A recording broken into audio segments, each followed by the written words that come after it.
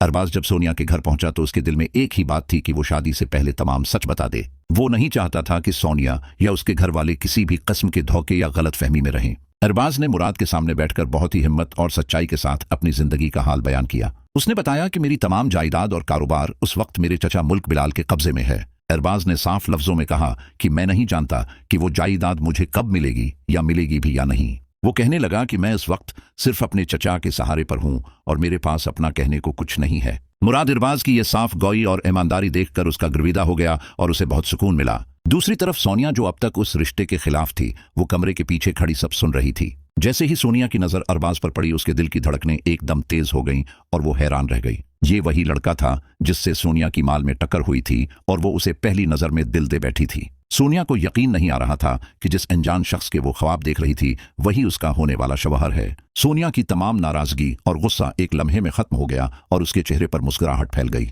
वो भागती हुई अपनी बहन दानिया के पास गई और उसे बताया कि ये वही अरबाज है जिससे मैं मोहब्बत करती हूँ। सोनिया ने अपनी मां सादिया बेगम से साफ कह दिया कि मां, मैं उस शादी के लिए पूरी तरह तैयार हूँ। उसने अपनी मां का शुक्रिया अदा किया कि उन्होंने उसके लिए इतना अच्छा और ईमानदार जीवन साथी चुना है। मुराद ने भी अपनी मां से कहा कि उम्मी अरबाज से मिलकर मुझे यकीन हो गया है कि सोनिया महफूज हाथों में जा रही है। वो लड़का जायदाद से अमीर हो या ना हो, लेकिन वो अखलाक और सच्चाई का बहुत ज्यादा अमीर इंसान है। सादिया बेगम ने फख्र से अपने बेटे की तरफ देखा और बड़े कड़वे लहजे में अपनी जीत का जश्न मनाया। उन्होंने कहा कि मुराद, क्या तुम्हें मुझ पर इतना भी भरोसा नहीं था कि मैं अपनी बेटी का बुरा नहीं चाहूंगी?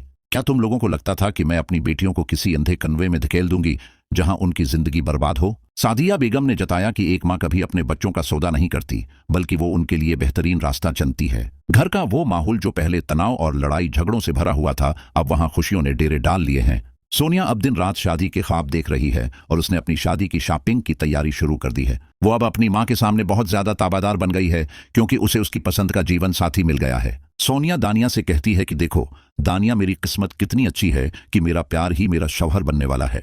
वो अब हर वक्त अरबाज का नंबर हासिल करने और उससे बात करने के बहाने ढूंढने लगी है। दूसरी तरफ अरबाज जब घर वापस पहुंचा तो वो भी सोनिया के बारे में सोचकर बहुत ज्यादा मुतासिर हुआ। उसे सोनिया की वो मासूमियत और उसकी सच्चाई याद आ रही थी जो उसने पहली मुलाकात में देखी थी। अरबाज को अब लग रहा है कि उसकी मुश्किल जिंदगी में सोनिया एक रोशनी की किरण बनकर आई है। लेकिन मुल्क बिलाल अब भी अपनी मकाराना चालों से बाज नहीं आ रहे और वो इस रिश्ते को अपने फायदे के लिए इस्तेमाल करना चाहते हैं। मुल्क बिलाल चाहते हैं कि अरबाज की शादी के बहाने वो सादिया बेगम के खानदान से कोई बड़ा माली फायदा हासिल करें। वीडियो में आगे बढ़ने से पहले अगर आप मेरे चैनल पर नए हैं तो लाइक और सब्सक्राइब कर दें।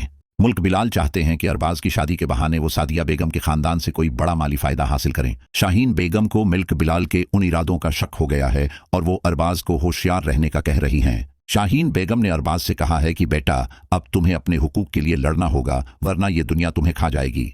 अरबाज अब फैसला कर चुका है कि वो शादी से पहले अपनी जायदाद के कागजात चचा से वापस लेकर रहेगा। मुल्क बिलाल और अरबाज के दरमियान अब एक नई जंग शुरू होने वाली है जो इस रिश्ते को मुतासिर कर सकती है। मुराद अब अरबाज का बेहतरीन दोस्त बन चुका है और वो उसे हर मामले में सपोर्ट करने का वादा करता है। दानिया भी अब अपनी बहन सोनिया के लिए बहुत खुश है और वो उसकी शॉपिंग में बढ़ चढ़कर हिस्सा ले रही है। सोनिया अब चाहती है कि उसका निकाह जल्द से जल्द हो जाए ताकि वो उस घर की कैद से आजाद हो सके।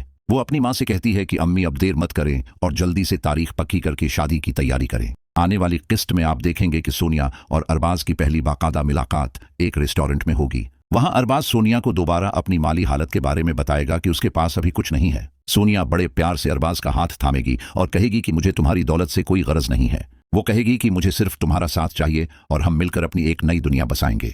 मुल्क बिलाल जब देखेंगे कि अरबाज अब उनके काबू से बाहर हो रहा है तो वो सोनिया के बारे में झूठी खबरें फैलाएंगे।